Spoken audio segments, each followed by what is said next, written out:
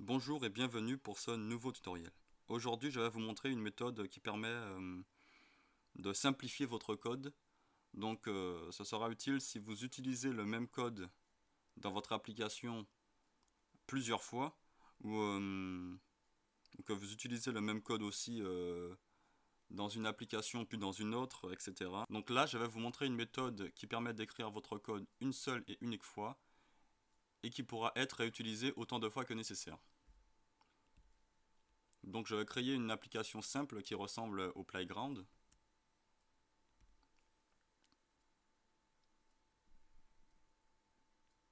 Donc pour bien vous expliquer tout ça.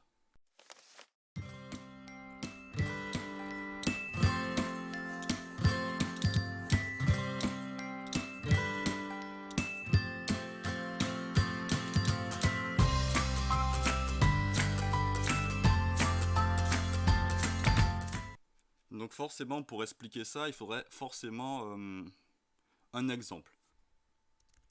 Donc imaginons que nous demandons à un utilisateur de l'application d'entrer quelque chose. Donc là, on va écrire forcément directement dans le code, mais il faut imaginer que l'utilisateur peut entrer ce qu'il veut. Donc par exemple, l'utilisateur entre ça. On voudrait savoir combien de fois il y a le A qui se répète. Donc pour une raison quelconque, on ne sait pas pourquoi. On voudrait savoir connaître le nombre de A qu'il y a dans la chaîne de caractères. Pour ce faire, on utilisera la méthode qu'on veut, peu importe. Donc là, je vais faire assez rapidement.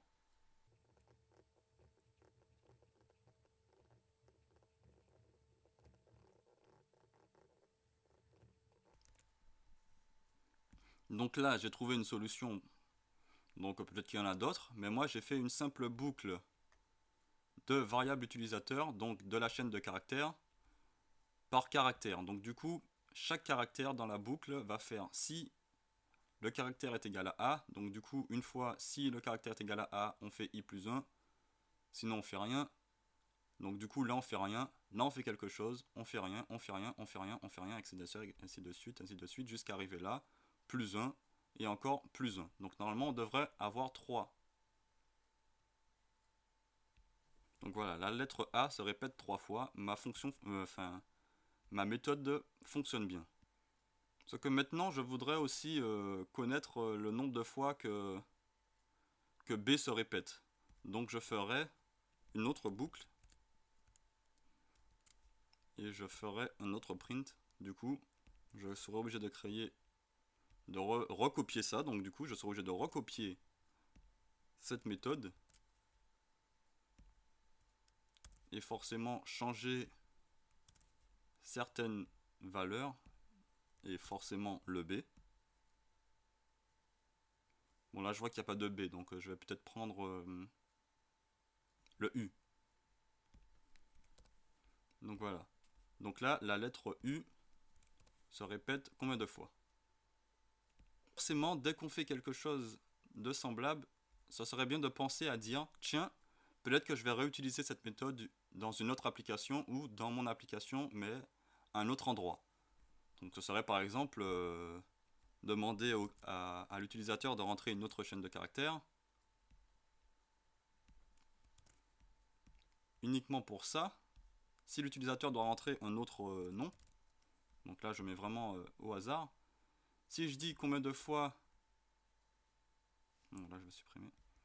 Si je veux dire combien de fois il y a maintenant de S dans variable utilisateur 2, il faudra à chaque fois que je recrée à chaque fois quelque chose d'autre et dire ce sera cette fois-ci dans variable utilisateur 2 combien de fois il y a S. Bon, bien sûr, on peut faire une autre méthode, on peut faire vraiment ce qu'on veut, mais c'est pas ce que je veux vous montrer. Ce que je veux vous montrer, c'est vraiment que votre code le rendre disponible pour n'importe quoi. Donc du coup, tout cela, on va l'externaliser dans une fonction. On va l'appeler compter. Donc normalement, vous devez connaître les fonctions. Donc si vous ne connaissez pas les fonctions, je vous invite à regarder le deuxième tutoriel des bases du Swift que j'ai fait. Donc on va mettre en paramètre le fameux texte qui est une chaîne de caractères. Donc, voilà, pour l'instant, on va faire ça. Et on va mettre dans la fonction compter ceci. Du coup, si on appelle notre fonction compter qui prend en paramètre un texte n'importe lequel, donc là pour le coup on voudra essayer avec variable utilisateur, donc on fera juste variable utilisateur compter.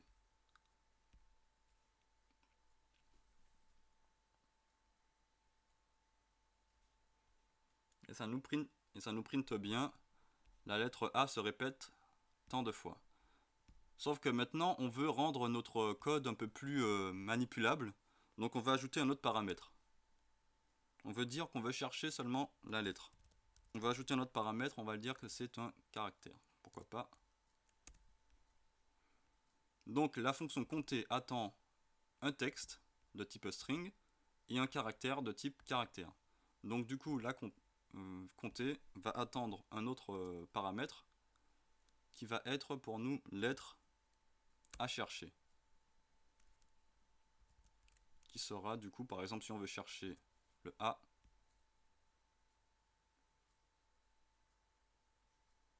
bon, on va le mettre de type string, ça va être plus facile quand même. Donc, lettre à rechercher, ça va être A.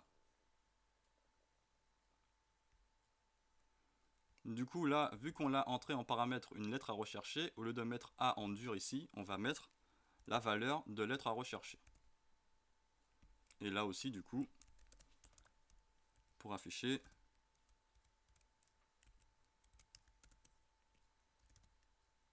lettre à rechercher.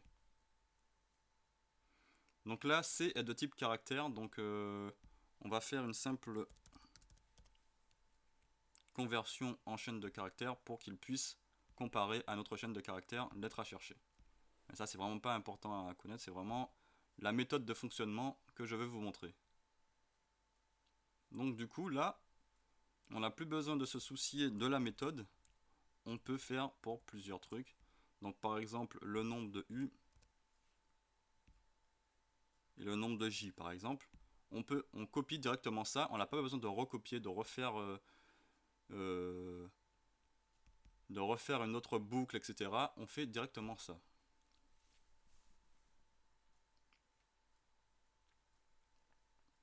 Donc voilà. Donc ça, c'est très pratique. Et le plus important, on n'est pas encore là. Le plus important, c'est de mettre cette fonction dans un autre fichier. Donc pour cela, on va faire un autre fichier.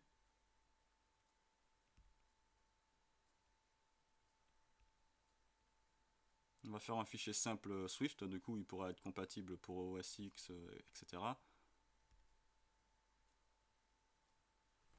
On va l'appeler ma classe ou encore utilitaire. Enfin, on écrit ce qu'on veut. Hein. Donc là, généralement, le nom de la classe va correspondre à ce que la classe va contenir. Donc pour moi, ça va être un peu de tout, donc je vais l'appeler utilitaire. Donc je vais créer une classe utilitaire. Donc une simple classe. Et je vais lui mettre en paramètre ma fonction. Donc la fonction que je veux sortir pour rendre mon code plus propre. Donc du coup, dans utilitaire, je vais mettre ma première fonction.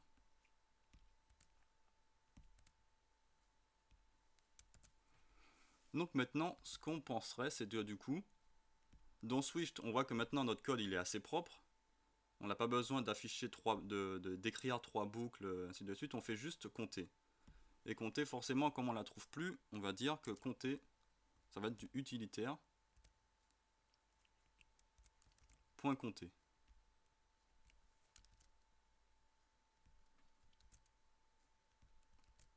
Là, on voit encore que ça fait une erreur. Parce que on utilise directement le nom de la classe, on va ajouter un statique.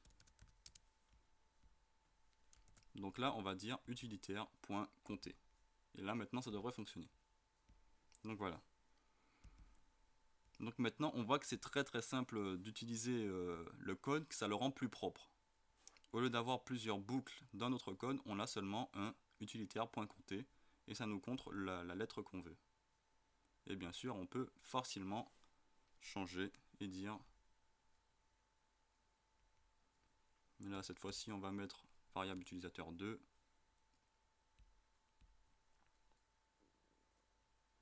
Donc voilà. Donc maintenant ce code pourra être réutilisé autant de fois que nécessaire, et même dans une boucle, etc. Donc là c'est pas important. Non, maintenant on veut apprendre un peu plus. On sait aussi qu'une fonction peut retourner un type. Donc par exemple, on va retourner un int. Ce qui veut dire que là, en faisant ça, compter va être pris comme une très grosse variable de type entier. Donc ce sera un entier en fait. Compter sera un entier. Donc du coup, un entier, on ne peut pas faire de print à l'intérieur. On peut juste, un entier va retourner une valeur. Donc va retourner par exemple 2. Sauf que nous, on veut que ça retourne la valeur i qui est bien un entier. Donc on va simplement faire return i. Et là, on va supprimer le print. Donc maintenant, notre valeur comptée sera considérée comme un entier. Donc là, tout ça, là, en fait, c'est une variable de type entier. Donc forcément, on voit que si on n'a pas fait de print de cette variable, on ne peut pas l'avoir. Donc, on fait le print de toute cette variable.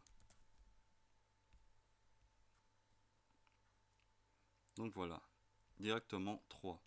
On peut aussi retourner plusieurs trucs. Donc on peut retourner par exemple un tuple. Donc généralement c'est ce qui va être utilisé pour retourner plusieurs valeurs. Donc par exemple qui va retourner un entier, une chaîne de caractères. On peut mettre autant de trucs qu'on veut. Donc là forcément on n'attend plus seulement un entier, on attend un entier et une chaîne de caractères. Donc on va mettre simplement salut. Du coup, étant donné que cette variable va être considérée comme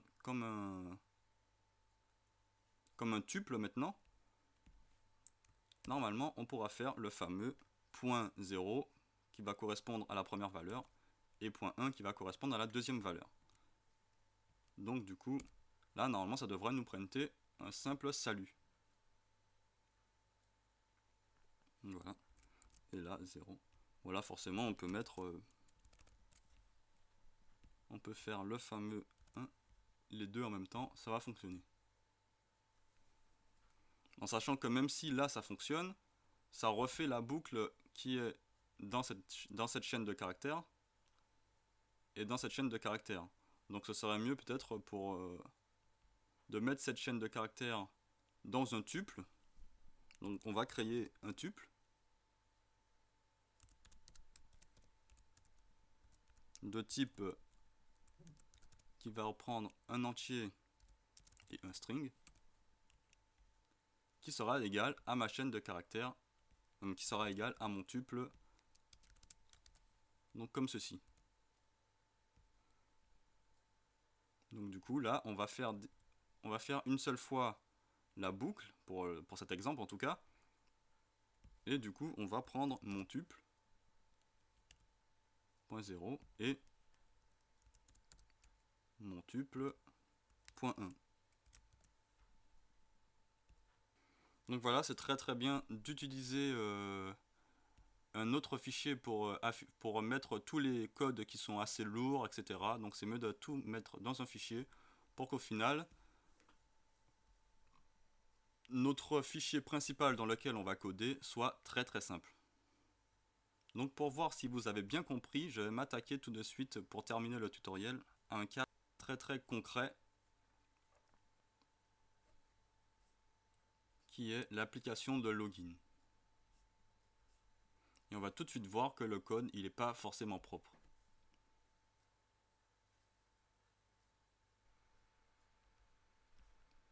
Donc dans mon application de login, ce qui va nous intéresser, c'est que là on voit que le view controller on voudrait qu'il soit simple et pas qu'il contienne toute cette méthode pour se connecter. Là vous voyez, tout est mis ici. Et ce qui est vraiment important pour nous, c'est uniquement ça. Quand le login est OK, ce qu'on va faire.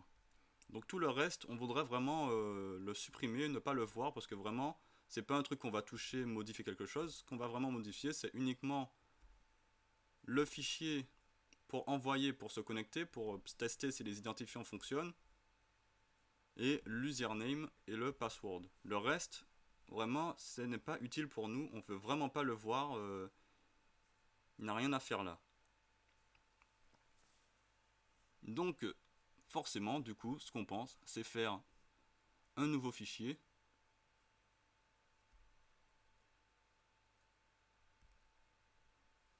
du coup qui va contenir directement une classe iOS, parce que là, pour mon cas, c'est je suis dans un projet iOS, et je vais l'appeler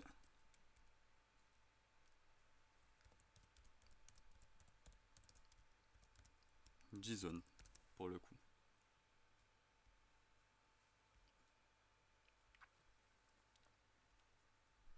Donc là dedans, je voudrais mettre tout ce qui est inutile pour moi, et du coup, c'est la fonction se connecter. Sauf que là, la fonction se connecter fait partie, bien sûr,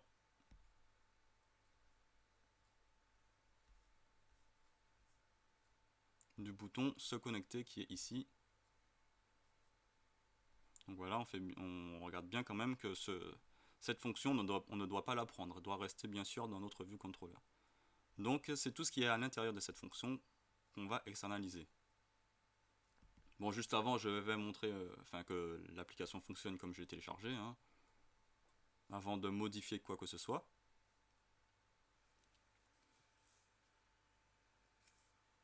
Donc on voit bien que par exemple, si on n'entre rien, erreur, entrez vos identifiants. Si on rentre de faux identifiants, vos identifiants ne correspondent pas, donc on voit bien que ça fait appel à mon fichier login.php. Et si on rentre les bons identifiants,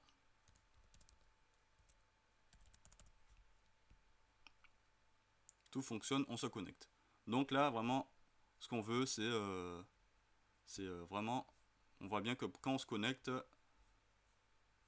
ce qui est important, c'est ici, OK, donc on rentre, on fait nos manipulations, ce qu'on veut quand les logins sont OK. Quand le login n'est pas OK, on veut vraiment pas voir ce qui est affiché, c'est vraiment pas important pour nous. Donc du coup, je reviens sur ce que je disais. J'externalise tout ça. Donc je fais un gros copier-coller.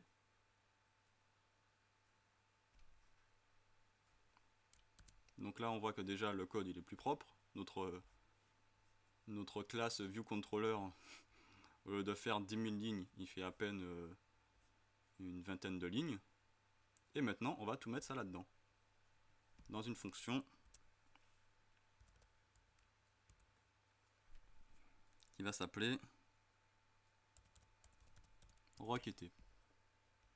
Qui va prendre donc pour l'instant on va pas faire attention à ça, on va directement coller le code que l'on veut, voilà, directement dedans.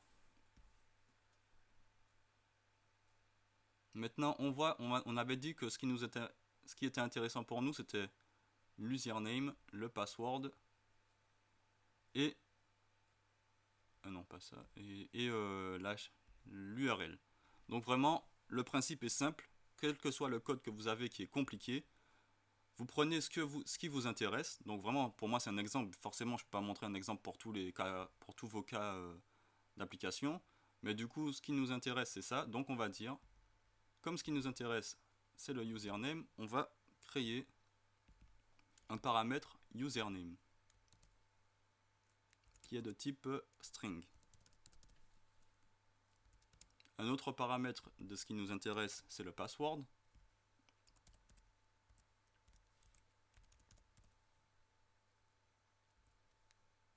De type string. Et on avait dit ce qui nous intéressait, c'est la chaîne de caractères qui est à l'intérieur de là. Donc cette chaîne de caractères, on va la remplacer par exemple par URL, et URL va correspondre au paramètre URL de type lui aussi string. Pour l'instant, on va pas faire attention à ce que ça va retourner. Donc maintenant, username et password sont déjà créés, donc là on peut tout supprimer. ils sont là. La username, comme avant c'était un NSString et comme maintenant c'est un string, on va directement...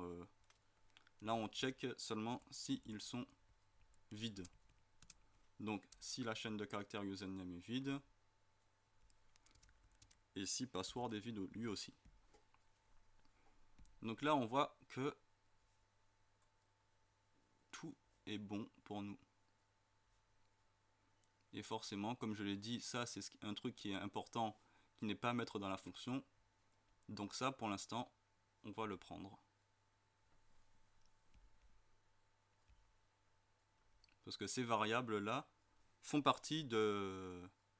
Ces variables-là, je veux vraiment ne pas les mettre dans la fonction. Ça va être un truc spécifique à mon appel. Donc pour l'instant, peut-être que vous n'allez pas comprendre, mais c'est pas important. Pour l'instant, on va juste retourner dans notre vue contrôleur.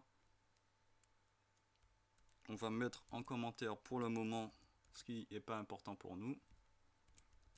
Donc voilà ça. Et on va appeler la fonction comme je l'avais dit. Donc on va créer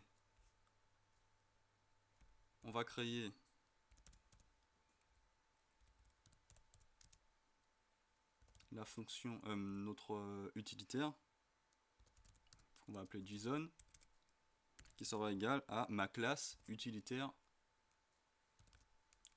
JSON. Donc voilà, une fois que j'ai fait ça, je peux récupérer tout ce qu'il y a dans utilitaire JSON via la variable JSON. Donc maintenant, je prends mon JSON, point, requêter, l'username. Donc là, je vais mettre l'username. Et du coup, pour mon exemple, l'username, c'était la fameuse valeur de mon champ. Donc je vais directement mettre ça à l'intérieur. Le password, c'était mon champ 2.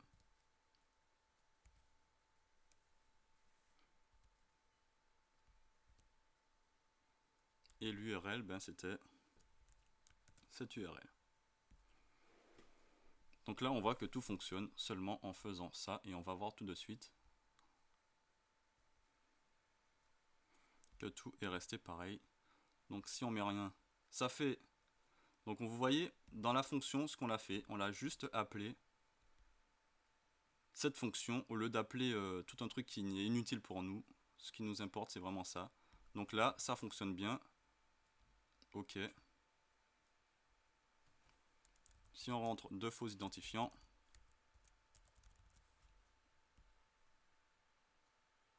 vos identifiants ne correspondent pas. Et si on rentre les bons identifiants,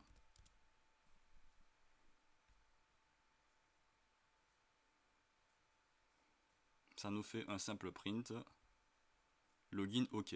Sauf que maintenant, comme j'avais dit, ce qui est important pour nous, c'est le login OK. Donc, on voudrait que requêter récupère si le login est OK ou pas. Et si le login est OK, qu'il récupère le fameux JSON data pour mon cas, pour mon exemple concret. Donc, je vais retourner dans mon... Et ce qui était important, ce que j'avais dit, c'était ici. Donc on va dire que si elle va retourner une valeur, donc notre fonction requêter va retourner une valeur, donc la valeur du JSON data. Si vous ne savez pas ce que ça retourne, donc là pour moi c'est vraiment un cas assez complexe. Donc on voit que mon JSON data est de type NSDictionary. Donc forcément il doit retourner le type NSDictionary de valeur optionnelle. Vous allez voir pourquoi. Donc maintenant, une fois que le login est OK, on fait un return simple du JSON data. Et dans le cas où tout n'a pas fonctionné, on est obligé de mettre le return pour chaque truc. Donc du coup, si tout n'a pas fonctionné, on va faire le return ici de nul. Donc voilà. Donc du coup, si login n'est pas ok, que ce soit, ça va retourner, ça n'a rien retourné, et c'est pour ça qu'on avait mis un dictionary de type optionnel. C'est-à-dire que s'il n'y a pas le dictionary, on peut faire en retour de nul. Donc du coup,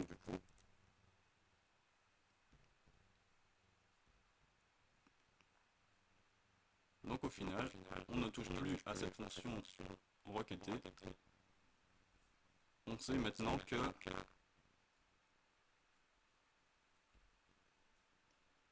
que cette fonction requêtée va retourner un JSON dictionary. Donc on va le mettre dans une variable, tout simplement. Dans la variable, on va garder le même nom, JSON-data. Dans la variable JSON-data, on va faire tout le gros code, ce qu'on avait avant. Donc maintenant, on va faire la vérification. Si notre JSON-data n'est pas nul, ça veut dire qu'on a bien le retour login OK. Donc maintenant, login OK, on va mettre ce qu'on avait avant, ce qui est à l'intérieur.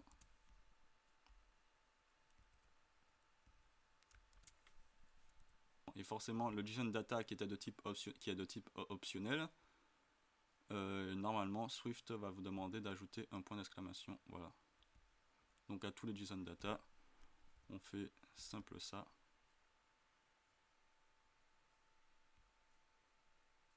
Mais on peut bien sûr mettre let, parce que JSON data ne va pas être changé. Et là, on s'aperçoit qu'au lieu d'avoir 10 000 lignes de code, on a uniquement 10 lignes de code. Et que ça va fonctionner exactement pareil. Ah d'accord, là c'était une erreur, j'avais oublié de...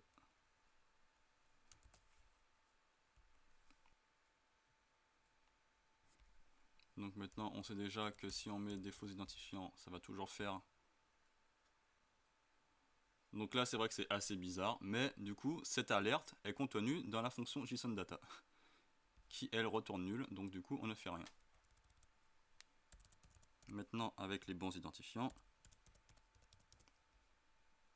boum, JSON-data n'est pas nul, et du coup, ça fait comme avant, ce qu'on voulait, changer de vue. Donc voilà, ce qui est important, c'est pas vraiment ce que la méthode fait, en tout cas pour ce tutoriel. Ce qui est important, c'est de savoir que j'ai réussi à externaliser tout un gros code dans une simple variable au final. C'est vraiment dans une simple variable, j'ai réussi à faire tout ce que j'avais avant qui prenait 10 000 lignes de code. Donc ce code utilitaire JSON pourra être, on ne va plus toucher à ça, il pourra être utilisé pour plusieurs applications différentes, simplement en créant une variable JSON, enfin une variable quelconque qui va correspondre à votre fonction.